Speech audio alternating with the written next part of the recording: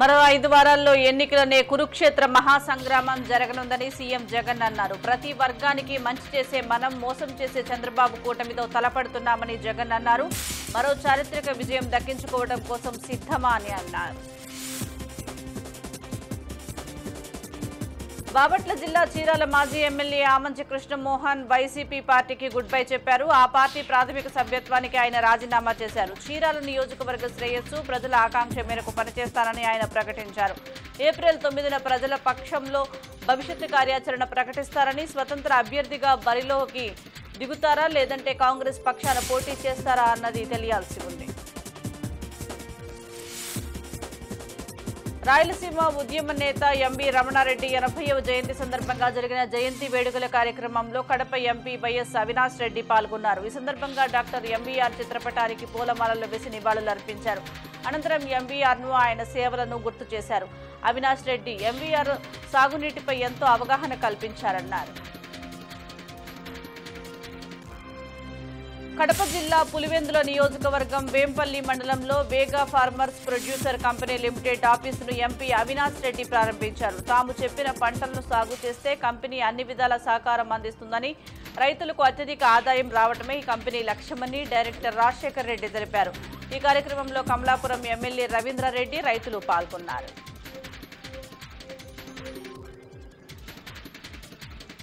కడప జిల్లా పర్యటనలో భాగంగా నారా భువనేశ్వరి సంచలన వ్యాఖ్యలు చేశారు. సొంత బాబాయిని చంపిన వారికి మనల్ని చంపడం ఒక లెక్క అంటూ విమర్శించారు. కేవలం కార్యకర్తలు తోడుగా ఉన్నారన్న ధైర్యంతోనే తాను కడపకు వచ్చారన్నారు. నిజం గెలవాలి క్యాంపెయిన్లో భాగంగా ఆమె కడపలోని చంద్రాయుడు కుటుంబాన్ని పరామర్శించారు. పార్టీ వారి కుటుంబానికి అండగా ఉంటుందని తెలిపారు. ఎన్నికలు వచ్చినప్పుడల్లా మాజీ మంత్రి అయ్యన్న పాత్రుడుకు పండగేనని నర్సీపట్నం ఎమ్మెల్యే పేట్ల ఉమాశంకర్ గణేష్ అన్నారు. ఈ క్రమంలోనే ఆయన మీడియాకు ఒక వీడియోను విడుదల చేశారు.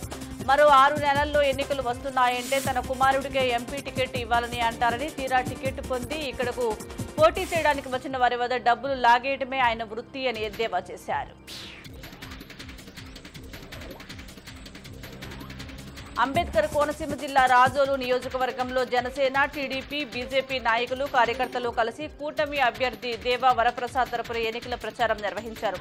గ్రామాల్లో ఇంటింటికి తిరుగుతూ ఓటర్లను కలిసి రాబోయే ఎన్నికల్లో 2 ఓట్లను కూటమి అభ్యర్థులకు వేసి అత్యధిక మెజారిటీతో గెలిపించాలని కోరారు.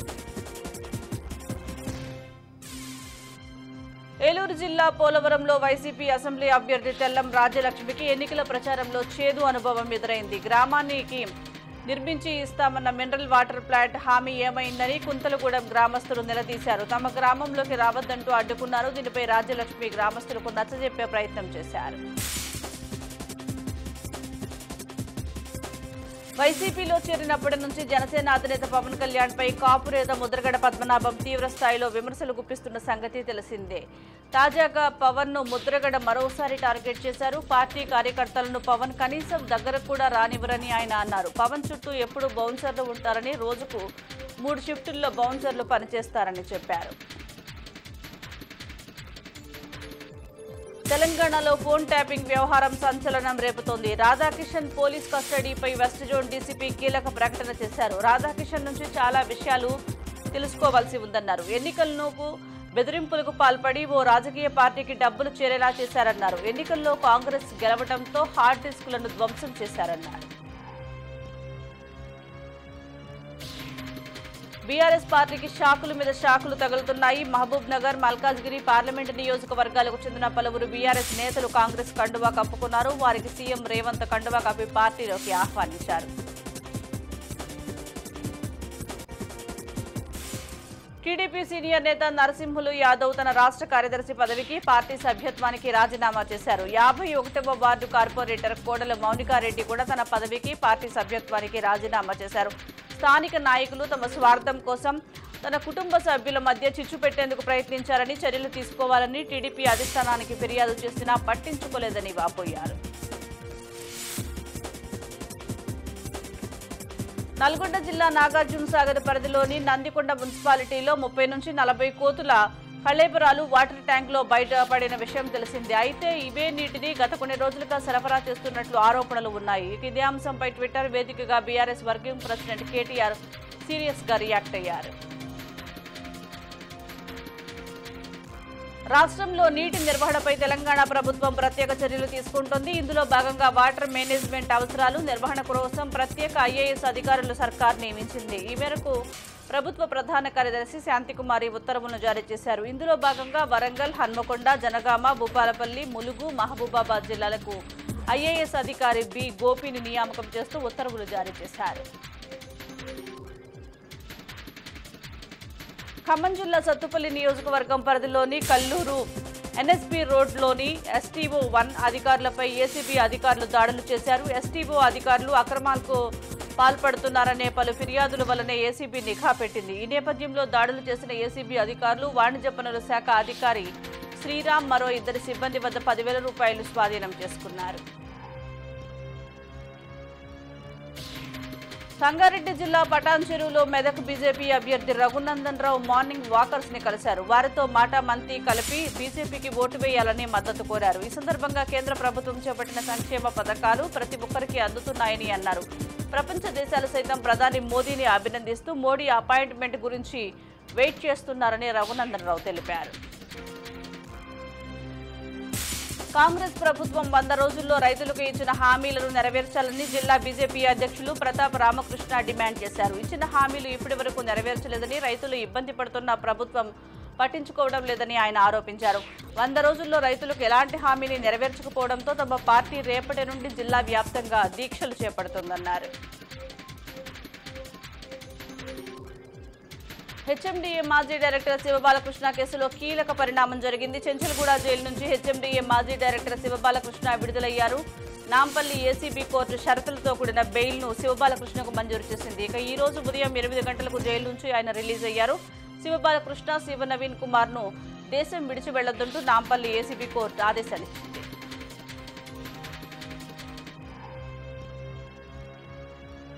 వాలంటీర్లపై కావాలనే టీడీపీ రాద్ధాంతం చేస్తోందన్నారు ఏపీ రాష్ట్ర సలహాదారుడు సజ్జల. వాలంటీర్ వ్యవస్థ ద్వారా నేరుగా ప్రజలకు సంక్షేమ పథకాలు అందిస్తున్నామన్నారు. వాలంటీర్లపై చంద్రబాబు కుట్రపూరితంగా వ్యవహరిస్తున్నారని చెప్పారు. వాలంటీర్ వ్యవస్థపై నిమ్మగడ్డ రమేష్ ద్వారా ఫిర్యాదు చేయించారని, ప్రజల్లో తిరుగుబాటు వచ్చేసరికి వాలంటీర్లకు సపోర్టుగా మాట్లాడుతున్నారన్నారు. ఇన్నాళ్లు ప్రత్యక్ష రాజకీయాల్లో ఉన్న కాంగ్రెస్ సీనియర్ నేత మాజీ అధ్యక్షురాలు సోనియా గాంధీ ఈసారి లోక్సభ ఎన్నికల పోటీ నుంచి తప్పుకున్నారు. వయసు రీత్యా ఈ నిర్ణయం తీసుకున్నారు. సోనియా గాంధీ రాజ్యసభకు రాష్ట్రపతి ద్రౌపది ముర్ము ఎంపిక చేశారు. రాజ్యసభ ఎంపీగా ప్రమాణ స్వీకారం చేశారు. రాజస్థాన్లోని జైపూర్ నుంచి ఆమె రాజ్యసభ ఎంపీగా ప్రాతినిధ్యం వహించనున్నారు.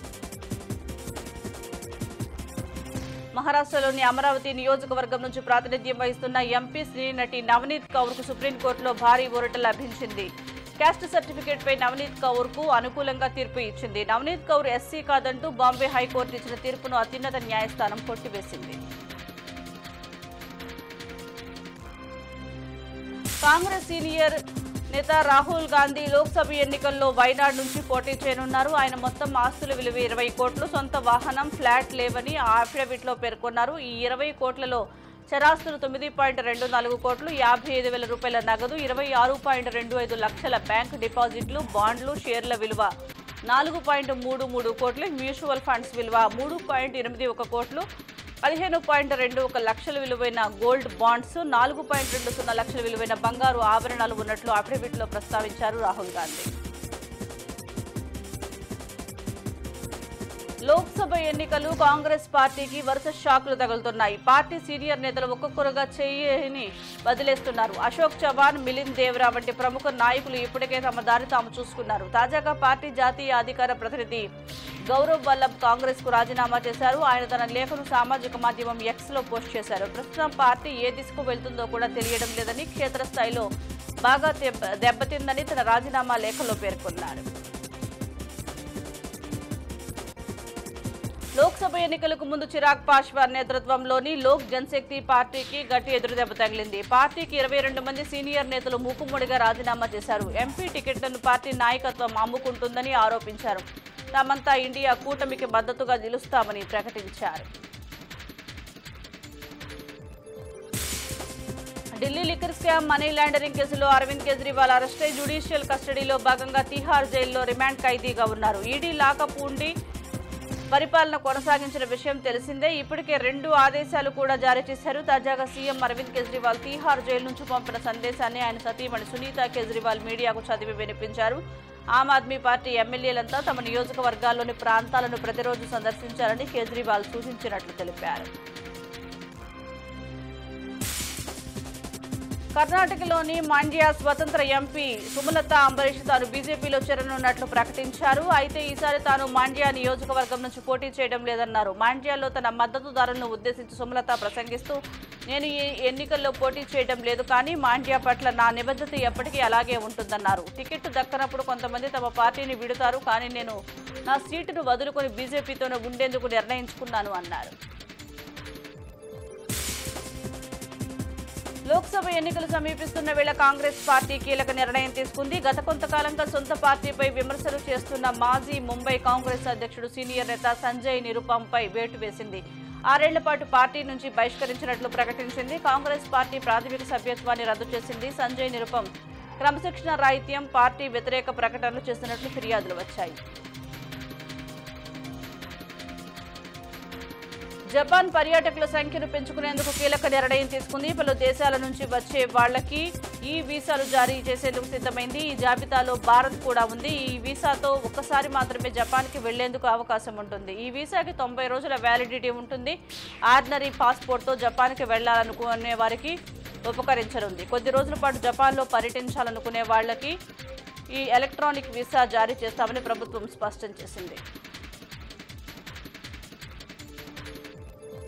ఖమ్మం జిల్లా గ్రామంలోని ప్రభుత్వ పాఠశాలలో దారుణం చోటు చేసుకుంది. ఉపాధ్యాయులే విద్యార్థులకు ఆదేశాలు ఇచ్చి మరీ పనులు చేయిస్తున్నారు. విద్యాబుద్ధులు నేర్చుకోవాల్సిన విద్యార్థులు చీపుర్లు పట్టి పాఠశాలను ఊడ్చేస్తున్నారు. ఈ విషయంపై ప్రశ్నించిన మీడియా ప్రతినిధులపై టీచర్లు ఆగ్రహం వ్యక్తం చేశారు.